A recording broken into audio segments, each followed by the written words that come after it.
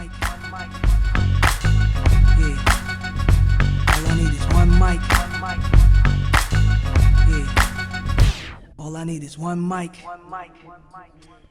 Hey everybody, welcome back to One Mic, where I watch shit so you don't have to. And today I'm here to talk about Season 1, Episode 1 of Paramount Plus's The Tulsa King, entitled Go West, Old Man. I'm going to talk about this in a non-spoilery fashion, just because I want to get you guys an idea of what I thought of the first episode. You can kind of decide from there if it's something that you want to watch, if it sounds like it's for you. I watched this episode kind of coming in with a certain expectation. It's a Taylor Sheridan show. I've kind of come to associate him with a highly well done production of something I haven't seen before, like the idea of Yellowstone, a show that feels like Succession but for cowboys. Like, I would have never thought that was a thing. 1883, getting a incredibly compelling story, one of my favorite shows of this year, about 1800s life. It's this trip from I think it was from Texas to Montana. Incredibly compelling. I'm like, where I would have never thought that I could get something this entertaining and fulfilling about 1883 travel or about rich cowboys. So like I've come to associate Taylor Sheridan with a show that is something that I'm gonna find to be a little unusual, but still very well done and very, I think, loyal to whatever time period or place it takes place in.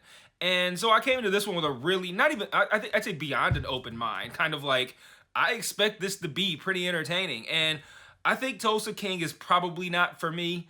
I'm gonna give it another episode or two, just to kind of get a feel for if what I'm feeling right now is what the show is gonna be like. But right now it feels like a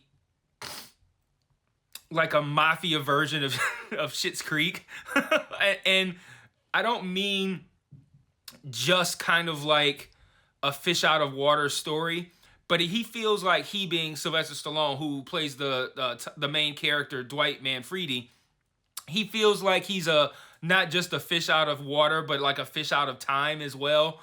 So the concept behind the show is that Stallone plays this guy, Dwight Manfredi. He did 25 years in prison for a crime he supposedly didn't commit. He makes it sound as if he made this sacrifice on behalf of his mafia boss or whatever. And he did his time. He did his time quietly. He didn't snitch. He just took this charge. And he gets out and he's expecting pretty much a hero's welcome, which I would think is a reasonable expectation.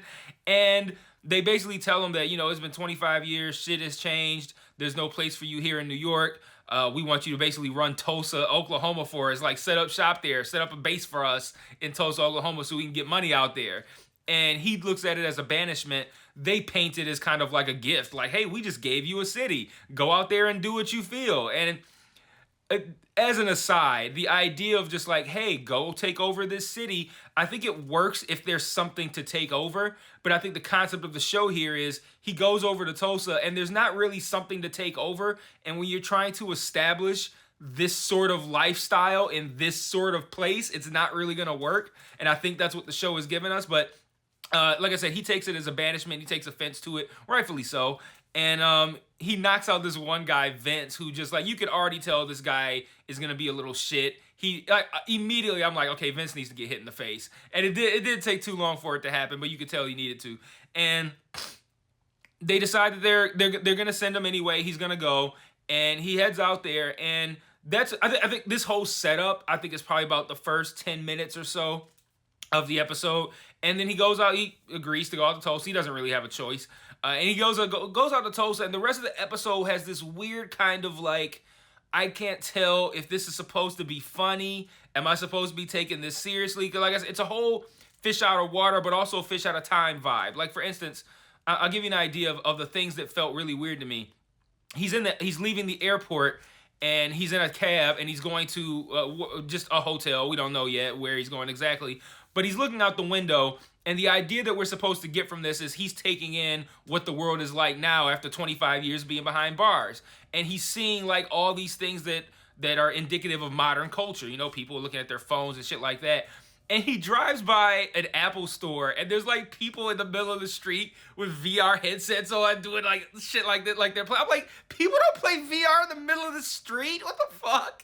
And it's like, okay, like I get the idea is that you want us to see him experiencing what life is like in 2022, but you didn't have to shoehorn VR, like, hey, there's VR now and he's seeing this. You didn't have to shoehorn that in. Like, you could have had that somewhere else, like maybe he walks into a Best Buy or something like that. I don't know, but like, you didn't have to say he has to see VR on this first ride from the airport and be like, how else we gonna do it? Let's just have some motherfuckers on the sidewalk just doing VR outside the Apple store. That seems reasonable. No, it doesn't. Like, what was that? And like, that's the kind of thing I'm like, I'm watching it, I'm thinking like, I'm coming in expecting this is gonna be some high level prestige television suspense drama, and this motherfucker's doing Star Wars reenactments in VR outside the Apple store. It's the fact that it's outside the Apple store, I think it makes it funnier. Like, they thought like it's stupid to have them doing VR in the middle of the street, but if you put them outside an Apple store, it makes sense. And I'm like, this is ridiculous. But the whole rest of the episode plays out in that kind of way where it's like you're watching it, I'm like, everybody like realize this is ridiculous, right? What's happening? And it seems like the show is playing that up. Like, everybody realizes that everything that he's doing is kind of ridiculous in this setting except him. And I don't know if that's the smart move to make. Like, am I meant to not take the show's protagonist seriously? Is like, if that's what you're going for, I have to wonder why. Like, why would you undermine the show's protagonist when his whole deal is that he's a tough guy? And you put him in a place where like his tough guy rules don't really work, and it doesn't really land. It feels weird. Like, he goes to, like, he sees a marijuana dispenser and he's like, what's that? And of course he wouldn't know what that is. He's been in prison for 25 years. And the cab driver's like, yeah, it's a dispensary. And he's like, I'm gonna go in there. And like, he walks in and the guy's like, I need to see your medical license. He's like, it's fine, I'm just looking around. And it's like, that's not how this works. Like, it's not a fucking Foot Locker. Like, you don't get to go around like, no, I'm good. Like, that's not how this works. But again, they like don't point out how weird this is. And he immediately demands to see the manager. He talks to the manager, who's played by Martin Starr, by the way. I'm a big fan of Martin Starr. He talks to the manager, and he's like, he runs up this, he presents this idea of like, you give me 20% of your money, and I'll give you protection. And the guy's like, protection from who? He's like, the gangs. What gangs? And he's like, oh, we need to launder money. And he's like, why would I do that? He's like, to make sure the money's clean. But this is legal. It's all so ridiculous that he comes into this town trying to implement all of this New York level city mafia shit, and they're all like, what are you even talking about? Like, this is not like when the guy's like, this is legal. He's bringing in the illegal shit into a situation where it's not meant to be. And again, if that's the vibe the show is going for, like kind of like this, again, it's meant to kind of be almost kind of goofy, like tongue-in-cheek, like, hey, look at this guy. He thinks he's trying to apply, 25 years? He's trying to apply 1997 mafia rules to 2022 Tulsa. Isn't that funny? Like, if that's what we're going for, it's working. But if we're going for something where I'm supposed to take seriously this takeover of Tulsa, Oklahoma by this guy, it's not working, man. And they're undermining him at every turn and making him look goofy. Like, and I can't tell if they think that he looks tough and we're sitting here like, yeah, this guy's taking over Tulsa right now, or if they're going for this guy's completely out of touch with reality and time and all of this shit is out of date and none of this is gonna work, but he believes it is because that's the life he comes from and no one's taking him serious. If that's what we're going for, that's working, but I don't think that works as a show because I'm just like, again, why are you undermining your protagonist?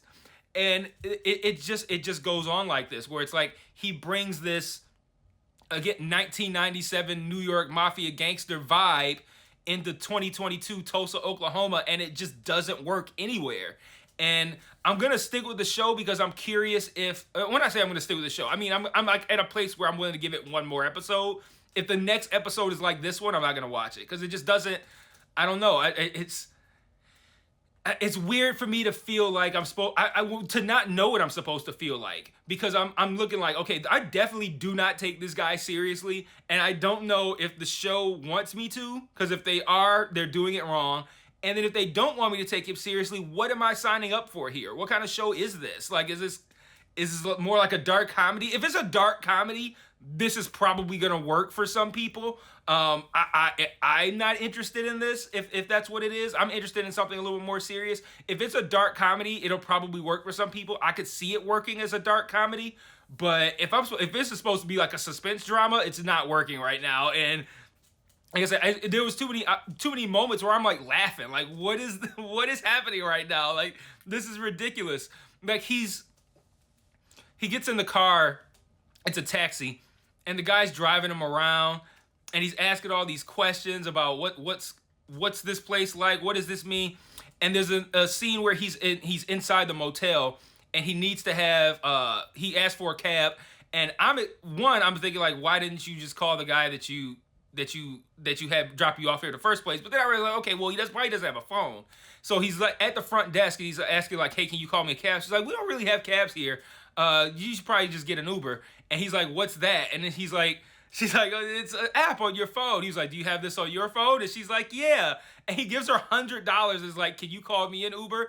And I'm like, I don't know if I'm supposed to take this scene like seriously, or am I supposed to think about how ridiculous it is from this lady's perspective that this guy just gave her $100 to call him an Uber?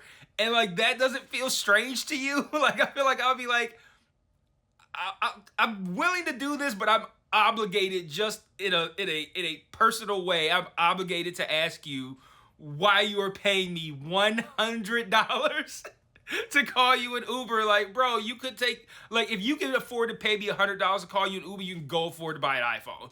And like, I think the show, for realism purposes, it needs to have characters calling him out on how out of touch he is. But every time that happens, it's gonna undermine me taking this character seriously. And this is your protagonist, so it feels like you're in between a rock and a hard place, where you want me to take your protagonist seriously, but if you want your show to feel realistic, your protagonist is going to be undermined at every turn. So they give you kind of like an idea that the show is gonna get a little bit more connected to the New York stuff at the end of the episode and in the preview for the next episode. So there's a little bit more encouraging there, but I'm more curious about what this is going to be like tonally. Because I right now, I don't know what it is I'm signed up for. Am I signed up for a dark comedy? Am I signed up for a serious suspense thriller or drama? I don't know.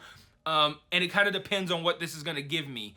If the next episode gives me either dark comedy or uncertainty, I'm going to be out on this show. So it's pretty... episode 2 is really going to determine what happens here. If episode 2, if I'm not in on episode 2, I just won't do a video for it. And if I do a video for episode 2, that's an indication that at least episode 2 did enough to keep me here. But as of right now, this show just feels kind of weird and kind of goofy. I don't know what I'm supposed to be thinking that this is, and what it was just kind of weird, kind of off-putting, and just like, I can't tell if it's making fun of itself, if it's making fun of this culture clash with putting Stallone in Tulsa, and if it doesn't understand how much like Schitt's Creek this seems. But either way, it's really weird, and I don't know if it's for me. But that's all I got on this one. If you watched it, let me know what you think in the comments. And maybe I'll see you next week for episode 2, maybe not. But that's my thoughts on Tulsa King. I am, as of this moment, out on this show. I'll give it one more episode. It didn't work for me tonally, but that's what it's about. That's the vibe I got from it. If that sounds like that's something you might be interested in, check it out. If not, I'll see you guys on my Yellowstone video, which will be out tomorrow, Monday, November 14th. And White Lotus episode, I think we are on episode 3 of the White Lotus. That will also be out tomorrow, Monday, November 13th. And until then, peace. 14th, peace.